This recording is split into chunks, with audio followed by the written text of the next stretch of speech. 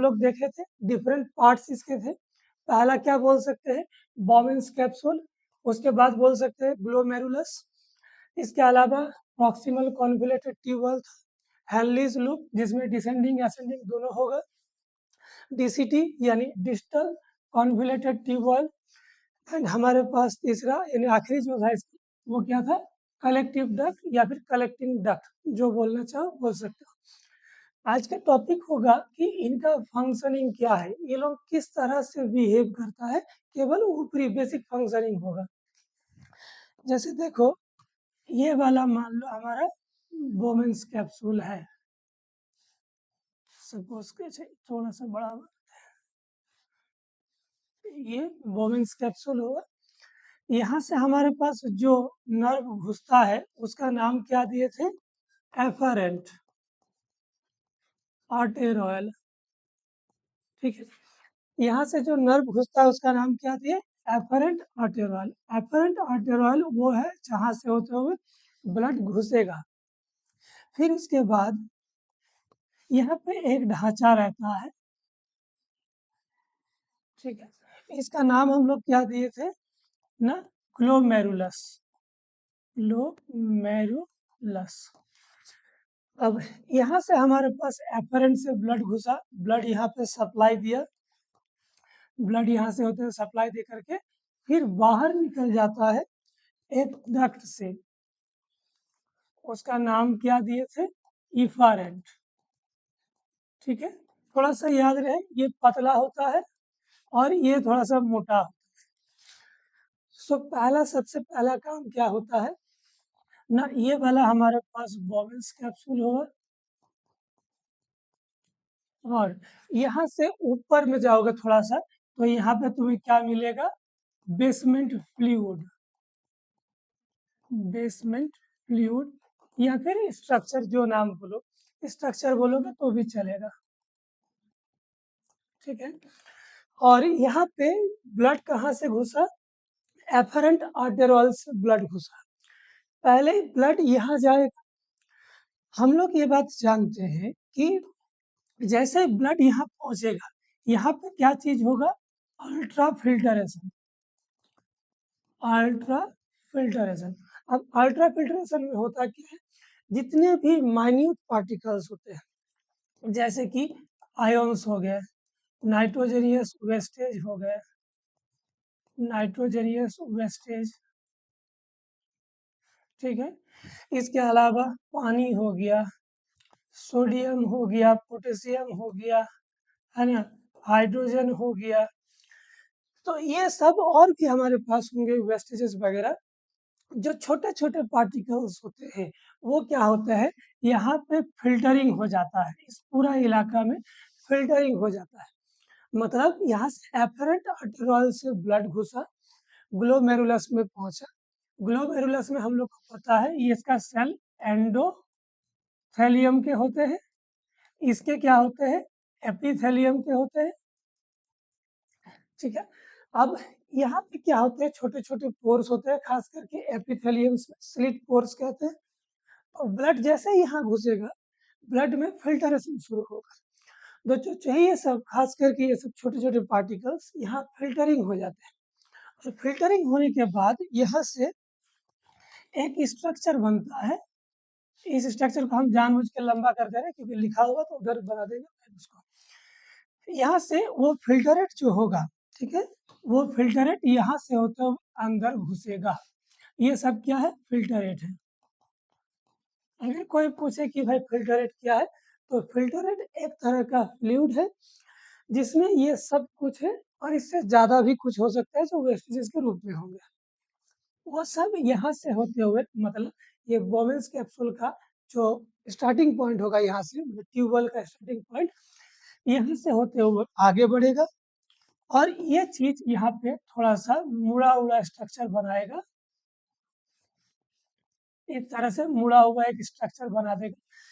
इस स्ट्रक्चर का नाम हम लोग देंगे पीसीटी, प्रॉक्सिमल कॉन्व्यूलेटेड ट्यूबवेल, ठीक है। अब इस प्रॉक्सिमल कॉन्वोल्यूटेड ट्यूबवेल से होते हुए हमारे पास क्या चीज, ना फिल्टरेट गुजरेगा, ये फिल्टरेट यहाँ से होते हुए गुजरेगा इस तरह से, है ना। अब देखो ये जो पूरा नेफ्रॉन है उसको हम यहाँ डेस्क में 2 डायमेंशनल बना रहे हैं। अब यहाँ तक हम लोग दे देते हैं ये वाला इलाका को कॉर्टेक्स, और ये इलाका को नाम दे देते हैं मेड्यूला। दिमाग में रखोगे ये चीज कि आधा ये वाला जगह हम थोड़ा सा इसको डॉट डॉट बना दे रहे हैं, ठीक है, इस तरह से थोड़ा बहुत अप डाउन होगा क्योंकि हाथ से बनाया हुआ है। ऊपर वाला पार्ट कॉर्टेक्स है, नीचे वाला पार्ट मेडुला है।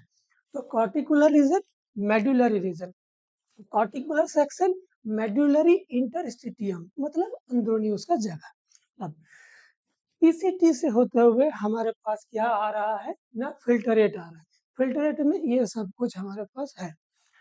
नाउ एक तो चीज समझोगे, ये जो हमारे पास है इसका कलर फिर से चेंज करते हैं।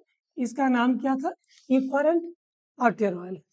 अभी इफरेंट आर्टेरियल ऑयल पतला हो करके इस तरह से ऐसे चलते जाता, मतलब इफरेंट आर्टेरियल ऑयल यहाँ पे जो देख पा रहे हो, ये जो हमारे पास नेफ्रॉन का बॉमन कैप्सूल के बाद जो पीसीटी लोकेशन है, यहाँ लपेटते हुए चलेगा, नीचे की ओर जाएगा। तो ये हमारा इफरेंट है, और इफरेंट में हमारे पास क्या ट्रेवल कर रहा है, ब्लड। यहाँ पे जो बड़े बड़े पार्टिकल्स थे यानी प्रोटीन और भी बहुत बड़े बड़े जो थे वो ब्लड में ही है। फिल्टरेट में मेनली ये सब है। तो फिल्टरेट फ्लूइड यहाँ से जा रहा है, ब्लड यहाँ से जा रहा है। फिल्टरेट अगर अगर हम लोग यहाँ पे यह जगह में एक घटना घटता है, उससे पहले हम लोग वो समझते हैं कि ये जो पूरा नेफ्रॉन है, पूरा किडनी, अगर हम लोग बात करें तो हम लोग ये पढ़ चुके हैं कि जीएफआर क्या चीज है, जीएफआर ग्लोमेरुलर फिल्ट्रेशन रेट, यानी किडनी जो होता है एक दिन में 180 litre blood per day filter कर देता है पुरुषों में। महिलाओं में थोड़ा सा कम होता है, 150 160 एवरेज वैल्यू अप एंड हो सकता है। अगर ये जीएफआर में हम लोग देख पा रहे हैं कि कुछ कम बेसी का मुद्दा था, तो हम लोग को ये भी पता है जुक्स्टा ग्लोमेरुलर apparatus था, ये कहाँ पे था, ये जो देख पा रहे हैं एफरेंट, और अभी हम लोग बनाएंगे डीसीटी, वहां पे एक कॉम्बिनेशन बनता है जहाँ पे सेंसिटिव सेल्स रेनिन को छोड़ करके जीएफआर को मेंटेन कर देता है। जो भी हो, जीएफआर 180 लीटर तो निकलता ही है, और यूरिन कितना निकलता है ना, लगभग 1.5 लीटर यूरिन निकलता है। अगर हम लोग हिसाब करने जाए, रफ हिसाब करें, तो लगभग 99%, लगभग 99% जो हमारा फिल्टरेट है वो क्या होता है, रीअब्सॉर्ब हो जाता है। फिल्टरेट मतलब यहाँ पे जो ट्रेवल कर रहा है वो फ्लूइड जिसमें ये सब है, और भी कुछ चीजें एक्स्ट्रा हो सकता है, उसका 99% इलाका वापस बॉडी में रीअब्सॉर्ब हो जाता है। सवाल है कैसे होता होगा, तो ऑब्वियस बात है, ये जो इफरेंट आर्टेरियल है ये मैक्सिमम चीजों को अपने अंदर ले लेता है। अच्छा, लेते वक्त हो सकता है कि आयोनिक बैलेंस, फ्लूइड बैलेंस में कुछ गड़बड़ आ जाए, तो यानी कुछ सिक्रेशन होगा, कुछ एब्जॉर्प्शन होगा, ताकि ऑस्मोलरिटी यानी आयोनिक और फ्लूइड बैलेंस बॉडी पे बना रहे। अब इन सब चीजों को वन बाय वन देखेंगे। हाँ,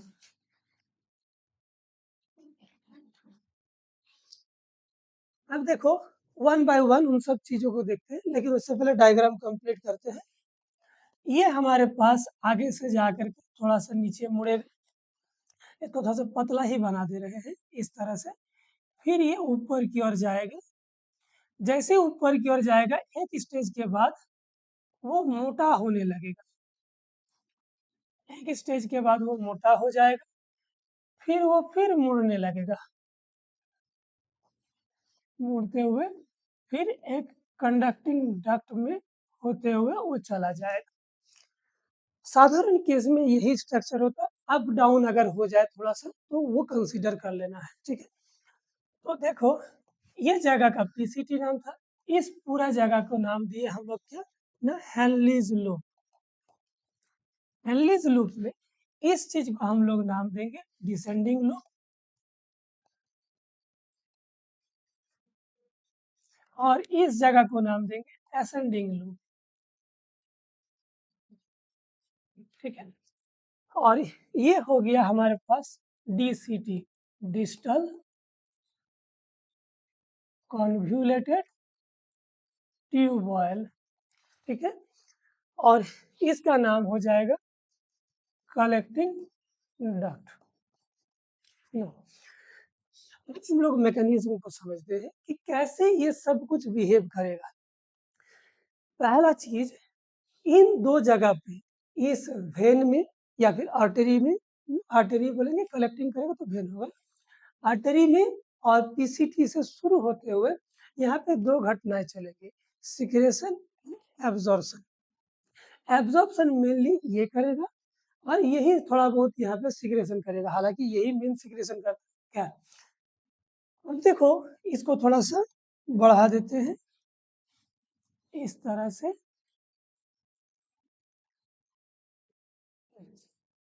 अब इस जगह में जुक्स्टा हमारे पास क्या बना था, ग्लोमेरुलर एपेंडिक्स बना था, जहां से रेनिन निकलेगा। रेनिन क्या करेगा, जीएफआर रेट को मेंटेन करता है।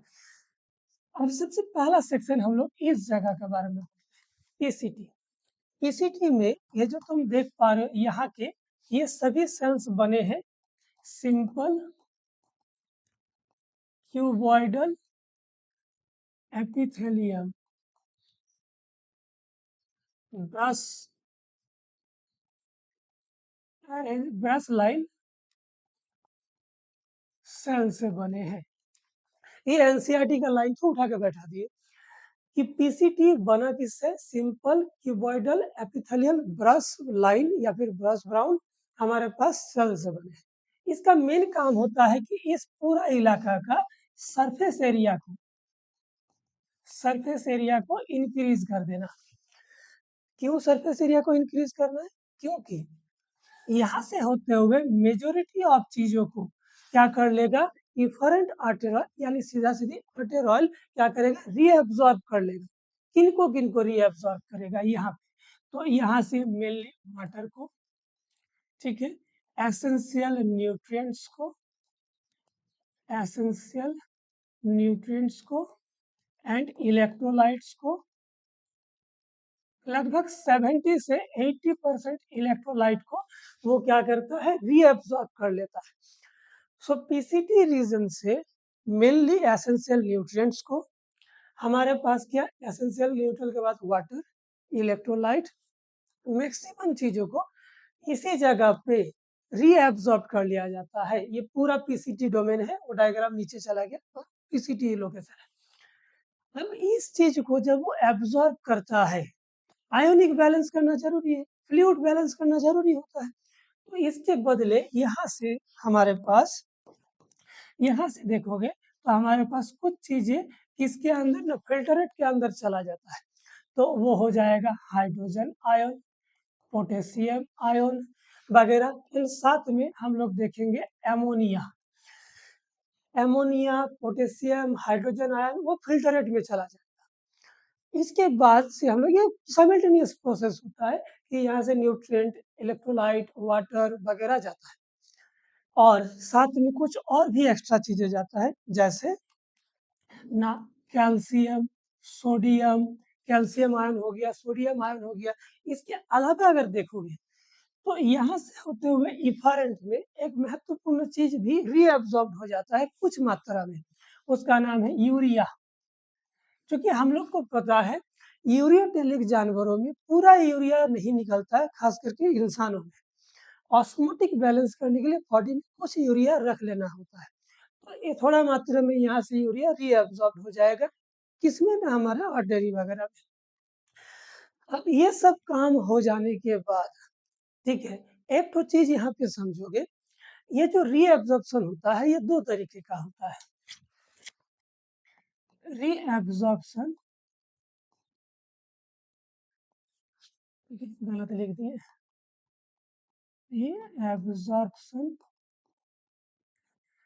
रीअब्सॉर्प्शन दो तरीके का होता है। एक होता है एक्टिव रीअब्सॉर्प्शन और एक होता है पैसिव रीअब्सॉर्प्शन। एक्टिव रीअब्सॉर्प्शन का मतलब होता है इसमें एनर्जी लगता है, एनर्जी कंज्यूम होगा, ठीक है। आपको एनर्जी किस रूप में मिलता है ना, एटीपी के रूप में, और यहाँ पे एनर्जी का जरूरत नहीं है। अब सवाल ये उठेगा कि हमारे पास फिल्टरेट से रीएब्सॉर्प्शन हो रहा है, तो रीएब्सॉर्प्शन होके जाता कहाँ पे है, ब्लड में।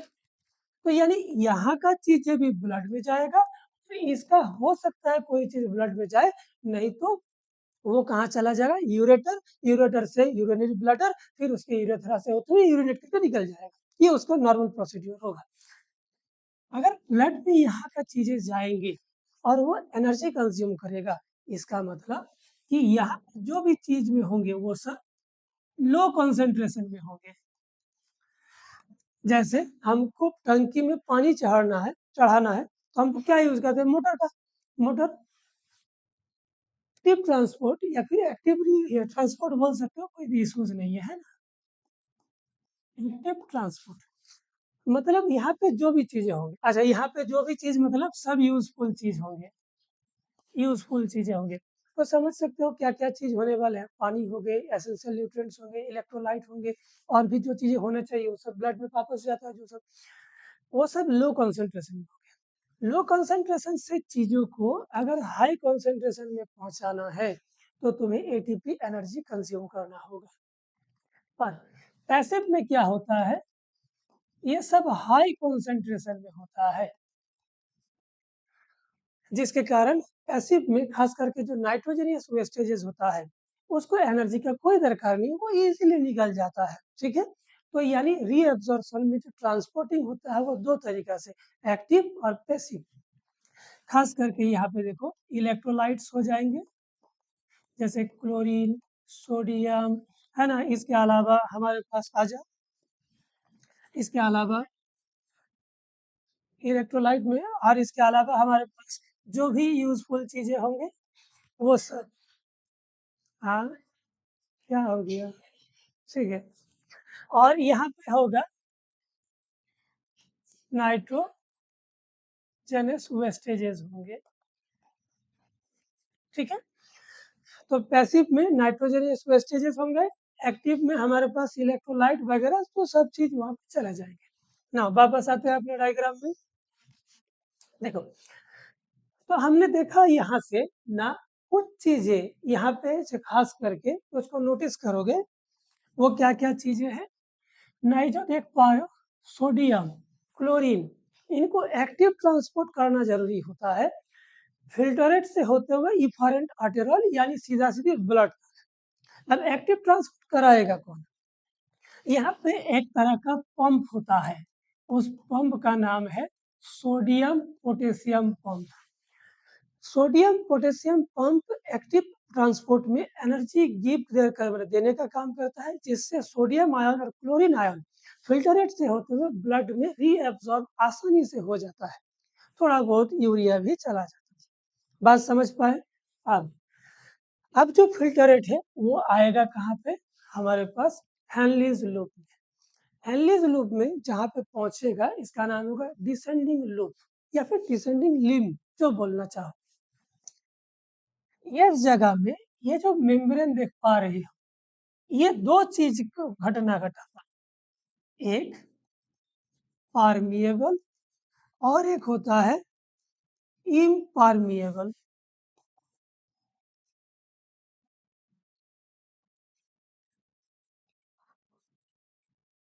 देखो, ये डिसेंडिंग लूप किसी चीज के लिए परमिएबल होगा, किसी चीज के लिए इम्परमिएबल होगा। तो किसके लिए परमिएबल होता है ना, वाटर के लिए।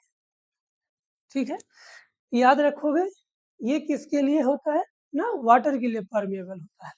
और इलेक्ट्रोलाइट हो गया, न्यूट्रिएंट वगैरह जो बचा हुआ है उन सब के लिए इम्परमिएबल होता है। इम्परमिएबल का मतलब इस जगह से जो भी फिल्टरेट बचा है उससे केवल मात्र वाटर ही निकलेगा। याद रखोगे, इस जगह में केवल वाटर ही निकलेगा। अब सोचो, तुम्हारे पास कोई सामान है, लिक्विड है, जिसका मैक्सिमम पानी निकल जा रहा है, अब बचेगा क्या, सॉलिड पोर्शन ज्यादा बचेगा। यानी यहाँ पे जो फिल्टरेट होगा वो कैसा हो जाएगा, कॉन्सेंट्रेटेड हो जाएंगे, यानी पानी कम और जो भी न्यूट्रन वगैरह है, जो भी वेस्टेज वगैरह है, वो सब ज़्यादा हो जाएंगे, यानी वो कॉन्सेंट्रेटेड हो जाएगा। फिर कॉन्सेंट्रेटेड के बाद जब ये फिल्टरेट ऊपर की ओर जाएगा, किसमें? असेंडिंग लूप में। असेंडिंग लूप जस्ट उल्टा बिहेव करता है इसका, मतलब ये अब हो जाएगा पानी के प्रति इम्परमिएबल, बाकी चीजों के लिए परमिएबल। मतलब अब यहाँ पे जो हमारे पास सोडियम हो गया जो इलेक्ट्रोलाइट वगैरह है, वो सब अब क्या होने लगेंगे? रिमूव होने लगेंगे, पर पानी रिमूव नहीं होगा। अब सोचो थोड़ा देरी के लिए, यहाँ पे पानी बचा हुआ है, पर जो न्यूट्रिएंट वगैरह इलेक्ट्रोलाइट है वो रिमूव हो रहा है। इसका मतलब अब सॉलिड कम रहा है, लिक्विड उतना ही है। इसका मतलब वो फिर से यहाँ पे डाइल्यूट होने लगेगा। बात समझ पा रहे? अब डाइल्यूट होते होते वो कहाँ पहुंचेगा? ना डीसीटी में। डीसीटी में आखिर बार क्या होगा? यहाँ पे हमारे पास NaCl यानी सोडियम क्लोरीन आयन फिर से रीअब्सॉर्ब होने लगेगा ब्लड में। इसके अलावा यहाँ पे और भी चीजें होंगे, न्यूट्रिएंट्स वगैरह होंगे जो तुम्हारा पुस्तक में लिखा होगा, देखना, वो सब वापस रीअब्सॉर्ब हो जाएंगे। इसको फिर वही से सिक्रेशन होगा, हाइड्रोजन का, पोटेशियम का, साथ में एमोनिया, इसमें सिक्रेशन होगा, माने फिल्टरेट में ये सब सीक्रेट होंगे और फिल्टरेट से निकल जाएंगे सोडियम क्लोरीन पानी हाइड्रोजन कार्बोनेट या फिर HCO3 आयन, ये सब फिर किस में चला जाएगा? ब्लड में। लास्ट में जैसे ही डीसीटी को वो पार करेगा तो उसमें लगभग और न्यूट्रिएंट नहीं होगा, केवल लगभग, और केवल मात्र मेनली वेस्टेजेस ही होंगे जो यूरिया है। अब वो यूरिया और पानी इस कलेक्टिंग डक्ट में पहुंच जाएगा। कलेक्टिंग डक्ट में अब जितना भी पानी होगा उसका मेजोरिटी ऑफ पानी बाहर निकल जाएगा। मैंने जितना इधर पानी निकला था उससे 3-4 गुना ज्यादा पानी कलेक्टिंग डक्ट से बाहर निकल जाएगा। कहाँ पे? देख सकते हो, ये मेडुलरी रीजन था। मेडुलरी रीजन में ज्यादातर पानी वापस आ जाएगा, साथ में कुछ मात्रा में यूरिया वापस आ जाएगा, क्योंकि ऑस्मोलरिटी बैलेंस करना होगा। एंड देन ये कलेक्टिंग डक्ट से होते हुए चला जाएगा, जो भी बचा वो 1.5 के आसपास, कहाँ पे? यूरेटर, फिर चला जाएगा ब्लडर, फिर होते यूरेथ्रा, एंड देन वो जगह से निकल जाएगा। ये पूरा बेसिक फंक्शनिंग है एक्सक्रीटरी सिस्टम का, पीसीटी का, हमारे पास हेनलीज लूप का, जिसमें डिसेंडिंग, असेंडिंग, डीसीटी और कलेक्टिंग डक्ट का। बात समझ पाए?